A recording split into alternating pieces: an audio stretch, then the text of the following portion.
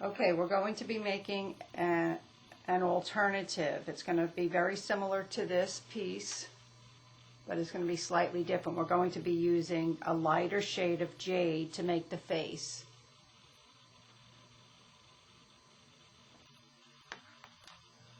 So once again, we're going to start out with a couple of slabs of the Faux Jade clay. This I rolled out on the second to fattest setting on the pasta machine. I'm going to be using the Faces and Frames mold, but if you don't have this mold, you can use any other cabochon face mold you have, or if you're daring, you can, try doing your own face. Anyway, this one here is done, the face was done with flesh tone clay. But today we're going to learn how to make a slightly different design.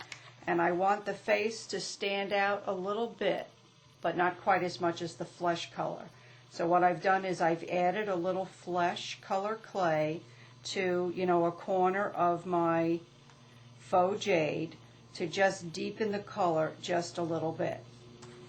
So taking that new color clay, I'm going to roll it up into a ball and press it into the face mold straight down. And then with another little ball of clay, I'm going to pop it out. Now, once it's popped out of the mold, I just take a toothpick and just poke in the nostrils. I like to just poke in a little bit on the corners of the mouth, and since we're not going to be using any paint, I'm going to poke in 2 little irises so that the face has a little bit of detail. Now, before I move on to the next part, I just want to explain that in some of these cameo faces, the face itself is on an angle. You're not looking directly onto the face. This one looks directly onto the face. This one is a side view, as many of the cameo faces are. So I just want to demonstrate that in order to do that, you're going to be, let me get a piece of nonstick here. Instead of cutting the face exactly in half, you want to cut the face sort of 3/4. So starting about mid-eye, you're going to slice the face at an angle, at about a 45-degree angle towards the center. Okay, and when you remove that part of the face, when you lean it over, you can slip that in, and that kind of builds up the face.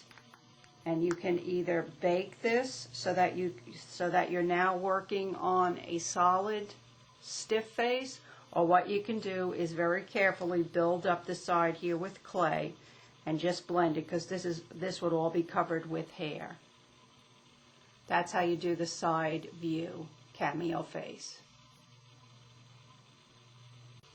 So now that we've prepared our face, the first thing we're going to do in making the pendant is to twist up a hanging wire out of 30 gauge silver toned wire, and I'm going to place it against and push it into, embed it into the clay backing, making sure to put the loop so that the hanging wire or hanging cord can go through it sideways.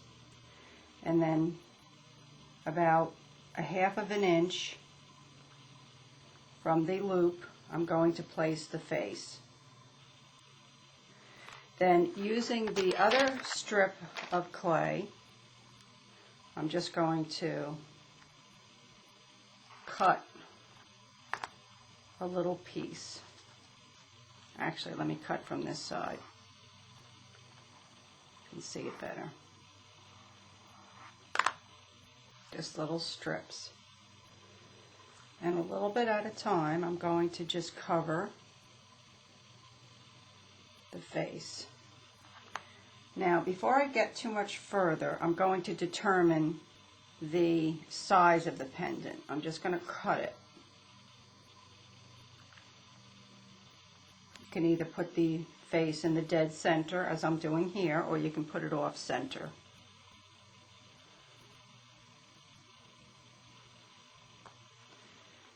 And cut it. And then this way, you can start wrapping the pieces around the sides of the clay.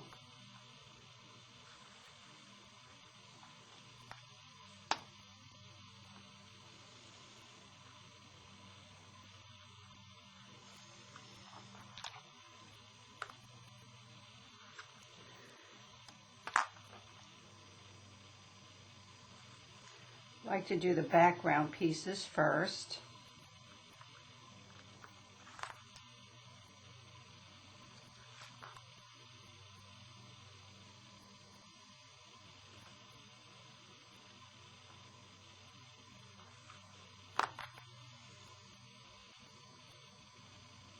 And the pieces that are close to the face, you just want to push them in a little bit so that your face is set off. It's not overwhelmed by the hair pieces.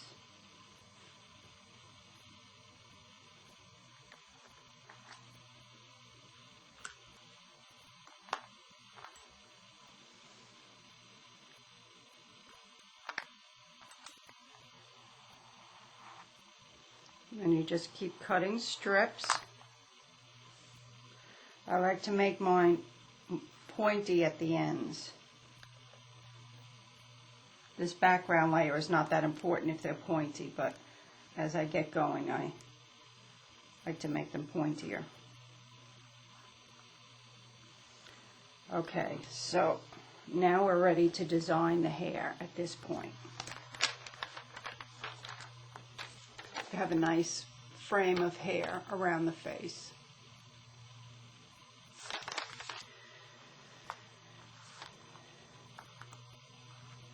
So now I'm going to start using a smaller piece here.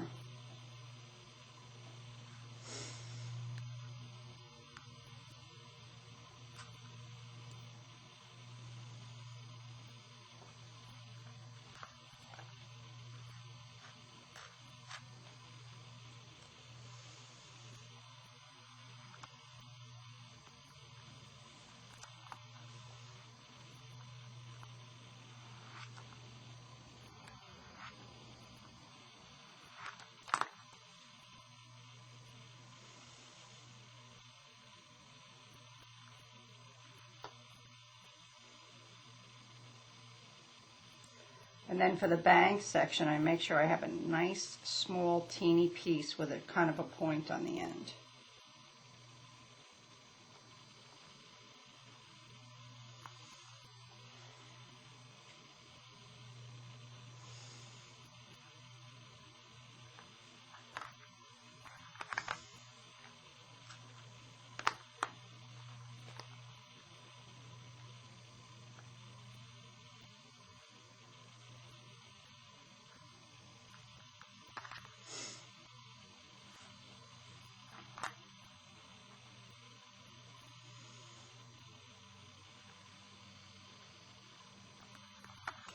And I have a little starting point, almost like a generation point, which would be sort of the part area.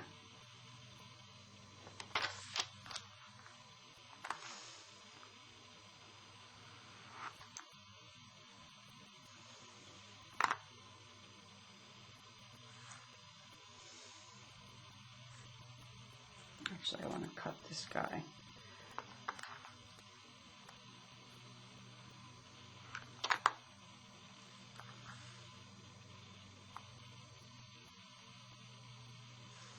No good. Some of them work and some of them don't work. You're not only covering the face, but you're kind of designing the look of it, so not every piece that you cut will work.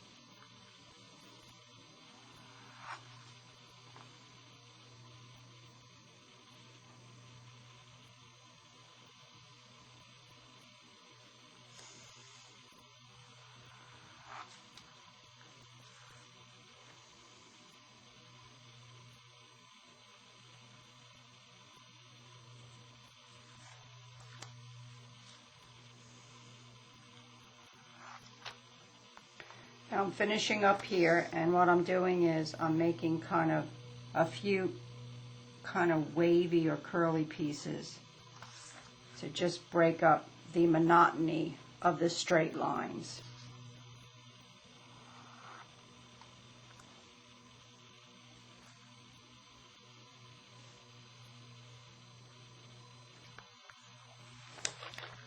Okay, that's about it. I think I might need one little piece over here.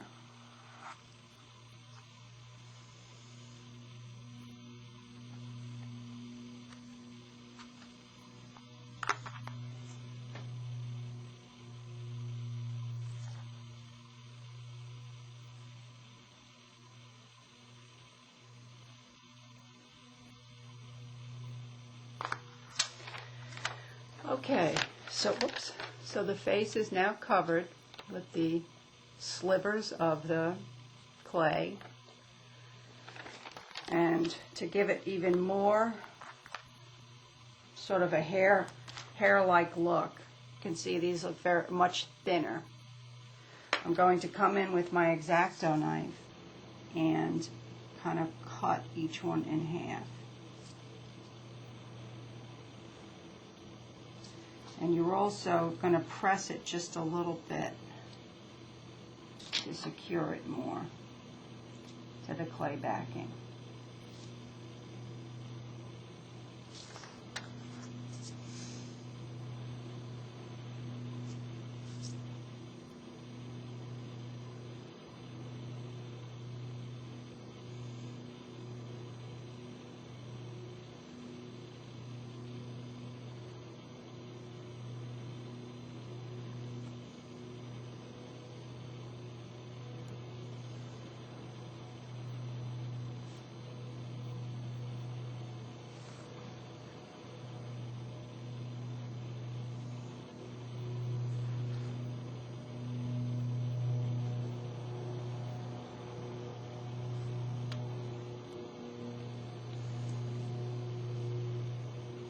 And if you find any gaps, which I just found one here, you can just press in a little piece of clay.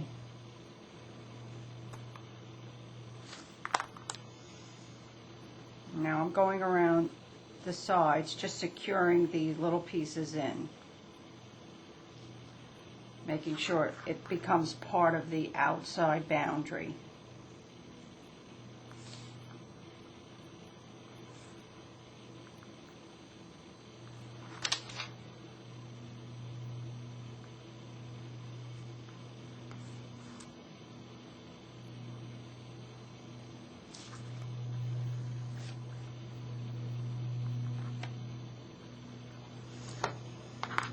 Okay, so now it has a few more detail lines on it, giving it more of a Art Nouveau look. And just to break up the monotony of all the green, I'm going to tear off the tiniest little pieces of black clay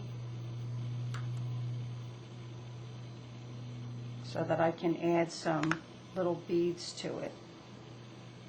And I'm going to put about 3 of them on the frame.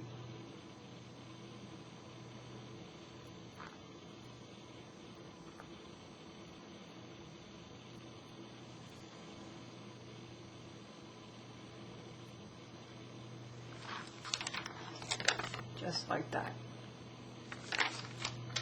And then into those little beads of clay, I have some tiny glass sparkly seed beads, and I'm going to just press them using the toothpick into the black little bead.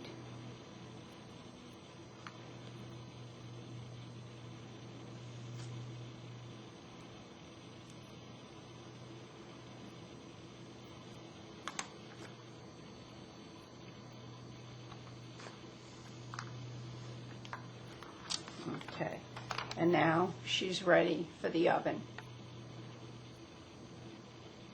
Now, before we put the face into the oven, I'm just going to show you how to make sort of a matching bead. you just take a slab of the clay, and what you're going to do is just add your little strips kind of randomly around.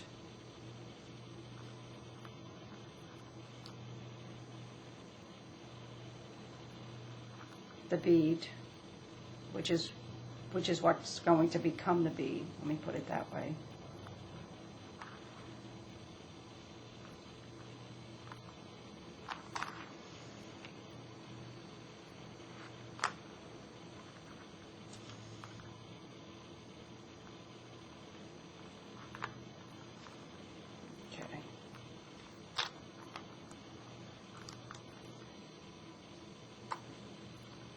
Press them in, and then using a toothpick you're just going to create the bead.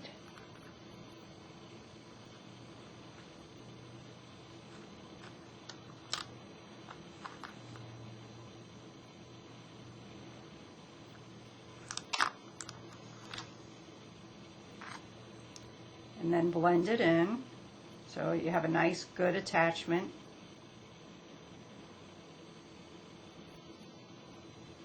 And if you have any sort of blank spots like I have right here, you can then at that point add another piece to complete your design.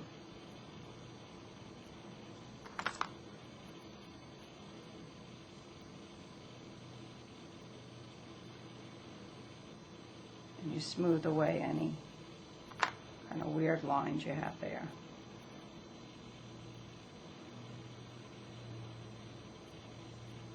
Now this bead is held on like this. So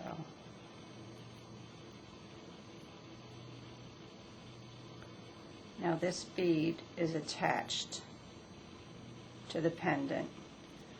One of the cords goes this way through the hanging pendant and then up the other way. So I need to have two pretty sizable holes in the bead. Make sure I can fit my cording.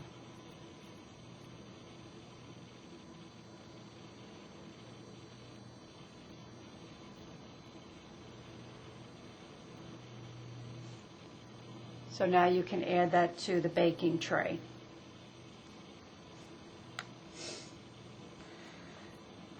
Okay, and really quickly I'm going to show you how to make the tassel using the Faces and Tassels mold. Just roll up a ball of matching clay. Spray this with a little water. It's just a little water bottle.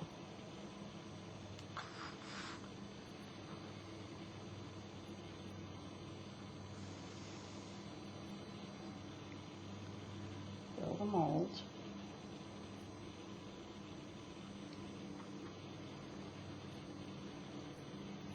And then just take it out.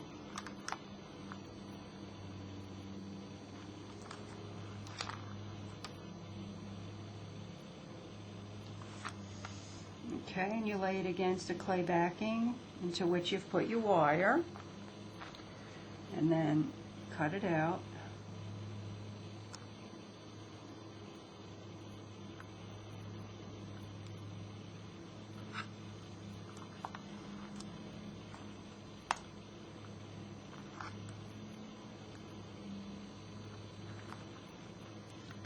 Remove this here and this here. And lift it right up and blend the back into the sides.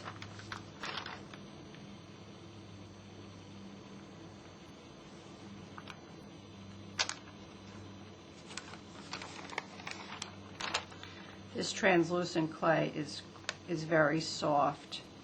If you have trouble with the Faux Jade or any other clay that's too soft, you can do the leaching. There's a video on the website showing you how to leach clay. And it'll take out some of the plasticizer. Okay, so you just go around the tassel. You can add in some extra lines or deepen the lines here. And then just take a little tiny piece of black clay. You want it to match the other pendant. And I like to twist them up.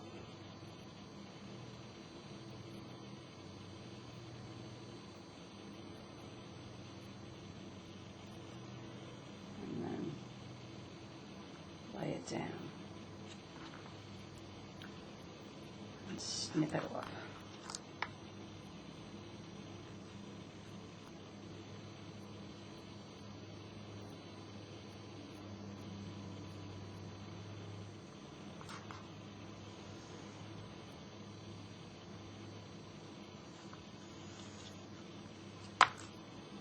Okay, and you can add this to the baking tray as well.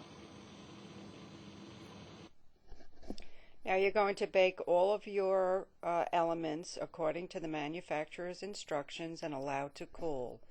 Now in order to add the aging that you see here, here's a close-up, we're going to coat with blending gel and brush on black acrylic paint and immediately wipe off with a paper towel.